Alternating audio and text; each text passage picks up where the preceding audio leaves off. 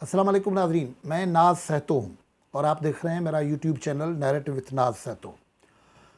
नाजरीन, इमरान खान की हुकूमत सेनेट की चेयरमैन और डिप्टी चेयरमैनशिप की जो सीट हासिल कर चुकी है, उसके बाद जिस किस्म के इक़दामात करने जा रही है, उससे लग रहा है कि वो पाकिस्तान में पॉलिटिकल स्टेबिलिटी को जो चैलेंज है, उस चैलेंज को कंप्रीहेंड नहीं कर रही है, समझ नहीं रही है। और सरकार के रवैये के नतीजे में एक लंबी अनस्टेबिलिटी हमें नज़र आ रही है। उस सिलसिले में हमने आज कई दानिश्वरों से और कई पॉलिटिशियन से भी गुफ्तगू की। आपने आज दिन भर में जो सिंध लिटरेचर फेस्टिवल था कराची में, उसमें रज़ा रब्बानी साहब की गुफ्तगू भी सुनी होगी, जो पाकिस्तान में स्टेबिलिटी के हवाले से थी।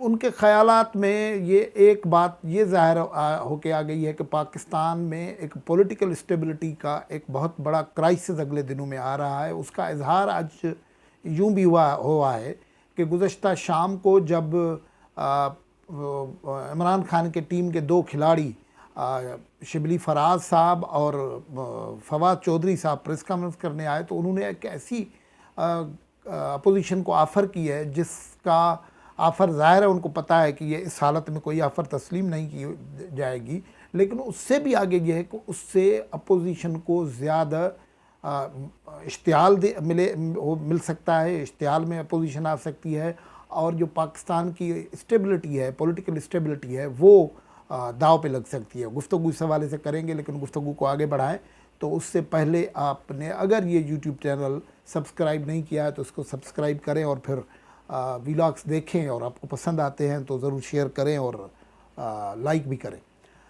तो हम गुफ्तगू कर रहे थे कि आज जो इमरान खान के दो ओपनर्स हैं मीडिया के लिए, ख़ास तौर पर फवाद चौधरी और शिबली फराज साहब, उन्होंने एक प्रेस कॉन्फ्रेंस की। उन्होंने कहा कि हम ये जो सेनेट का इलेक्शन हो गया है वो तो अब हो गया, यानी उनको पता, ये इस बात का एहसास ही नहीं है कि ये कंट्रोवर्शियल इलेक्शन हुआ है, उस में अपोजिशन अदालत में जा रही है और एक बड़ा अच्छा खासा पोटेंशियल मौजूद है कि वसीम सजाद वाला केस रिपीट ना हुआ। वसीम सजाद केस तो आपको पता है क्या हुआ था, कि वो इस तरीके से वोट रिजेक्शन और गिनती दोबारा, उसके बाद हराया हुआ बंदा फिर वापस आ गया था सेनेट के चेयरमैन के तौर पर। तो ये एहसास गालिबन सरकार को मौजूद नहीं है, इसलिए आज उन्होंने कहा कि अब सेनेट के इलेक्शन हो चुके, अब अपोजिशन को हम ऑफ़र करते हैं कि COD के तहत, चार्टर ऑफ डेमोक्रेसी के तहत, वो इलेक्शन रिफॉर्म की तरफ आए, लेकिन शर्त है। अब ये हुकूमत इस किस्म के पाकिस्तान जैसे पॉलिटिकली फ्रेजाइल इन्वायरमेंट में अगर कोई हुकूमत एक बहुत स्ट्रांग अपोजिशन के सामने शराइत रखेगी तो पाकिस्तान में स्टेबिलिटी कैसे हो सकेगी, ये एक बहुत बड़ा सवाल है। शराइत क्या रखे हैं? एक तो शर्त ये रखी है कि वो हमारे मैंडेट को तस्लीम करें।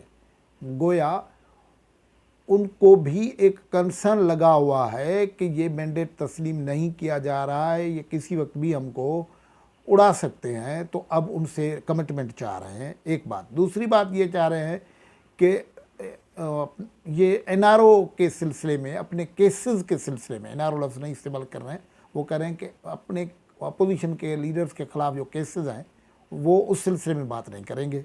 चलो ठीक है, ये तो वो आपसे उस पर बात भी नहीं कर रहे हैं, वो केसेस तो अदालतों में भुगत रहे हैं।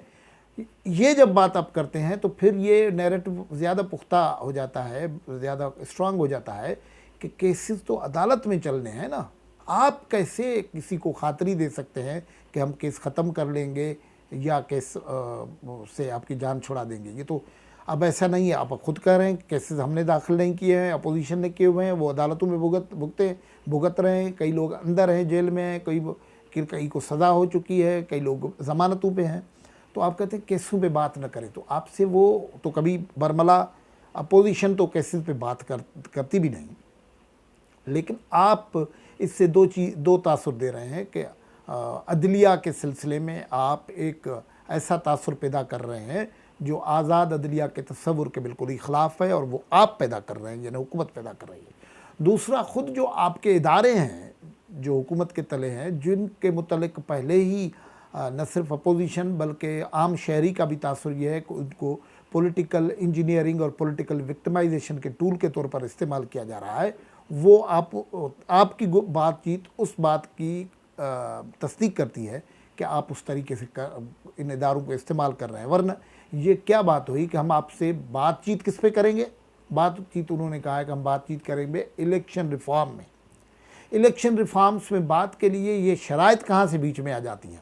इस तरीके से ये जो बात हो रही है उससे एक बिल्कुल ही तासुर आ गया कि तो 3-4 चीज़ें पक्का पुख्ती आ गई हैं। एक तो खुद सरकार को खुद पे यकीन नहीं है कि वो कब कितने दिनों की मेहमान है। अपोजिशन का ज़ाहिर है लॉन्ग मार्च ये वो चीज़ें अब तो होनी है, और वो अपोजिशन जो आज से एक नई लड़ाई शुरू होने जा रही है वो तो है कॉन्स्टिट्यूशनल और जुडिशल लड़ाई।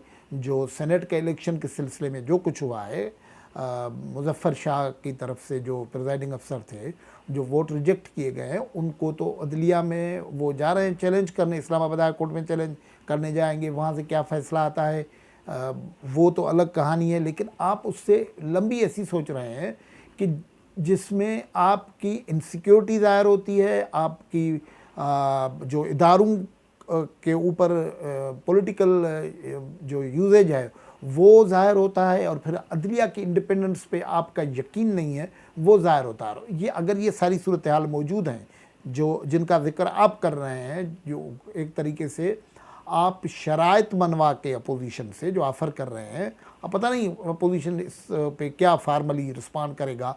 जो इनिशियल रिस्पॉन्ड आया है तो इसको तो उन्होंने रिजेक्ट किया है, और उनका मौक़िफ़ ये है कि हमने तो असद कैसर की सरबराही में जो भी कमेटीज़ बनी हैं स्पीकर के तौर पर, उसके जानिबदार रवैये के ख़िलाफ़ जो अपोजिशन है वो पहले ही जो नेशनल असेंबली की कमेटीज़ हैं उनका बाइकआउट कर रही है। ये आज की ये सेनेट के इलेक्शन से इनका कोई ताल्लुक़ नहीं है, इससे पहले ही वो बाइकआउट कर चुके हैं। और जो हमारी आज गुफ्तगू हुई अपोजिशन के कई MNA से बात हुई, तो वो ये कह रहे हैं कि हमारा तो पहले ही प्रिंसिपल स्टैंड है कि असद कैसर की स्पीकरशिप जब तक है तो हम उनकी फार्म की हुई कमेटीज़ में नहीं जाएंगे। लेकिन उसके बावजूद ये जो सूरत हाल है उससे तो एक और ख़तरा पैदा हो रहा है कि अगर कोई हुकूमत इस किस्म की फ्रेजाइल हुकूमत हो, जिसको एक हफ़्ता पहले नेशनल असेंबली में बहुत ही नेशनल असेंबली के मेंबरान के हाथों एक ज़िल्लत आमेद शिकस्त मिली हो, और उनका जो खड़ा किया हुआ सेनेटर है वो शिकस्त खा गया, वो उम्मीदवार शिकस्त के गया हो नेशनल असेंबली में, वो अब शराइत रख के अगर अपोजिशन को ज़्यादा मुश्तैल करेगी तो कौन ज़िम्मेवार होगा? जो पॉलिटिकल स्टेबिलिटी अनस्टेबिलिटी पैदा होगी, और पॉलिटिकल अनस्टेबिलिटी जब पैदा होगी तो उससे होगा क्या? आपको गरीब आदमी का, आम शहरी का तो कोई फ़िक्र है नहीं।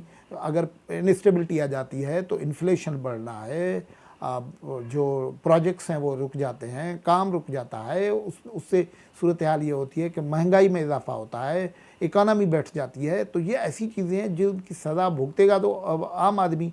आप ये हमें सुनाते रहते हैं कि हमने इकानमी को ठीक करने की कोशिश की है, इतने डॉलर ज़्यादा आ गए, लेकिन मामला ये है कि ये डॉलर किस काम के हैं? अगर आम आदमी की सेहत पे, आम आदमी की तालीम पे कोई असर नहीं पड़ रहा है। और ये इससे दिनों में ये बात कर रहे हैं जिन दिनों में कोविड की वजह से अब दुनिया भर की इकानमी और पाकिस्तान की इकानमी तो बहुत बुरे नमूने मुतासर हुई है। उसमें आप एक पाकिस्तान को अदम इस्तेहकाम की एक गहरी खाई में धकेल रहे हैं, इसका ज़िम्मेवार कौन होगा? मतलब ये जो आपने शराइत रखी है उससे तो ज़िम्मेवार आप बन जाएंगे। गुफ्तगू से इजाज़त, अल्लाह हाफ़िज़।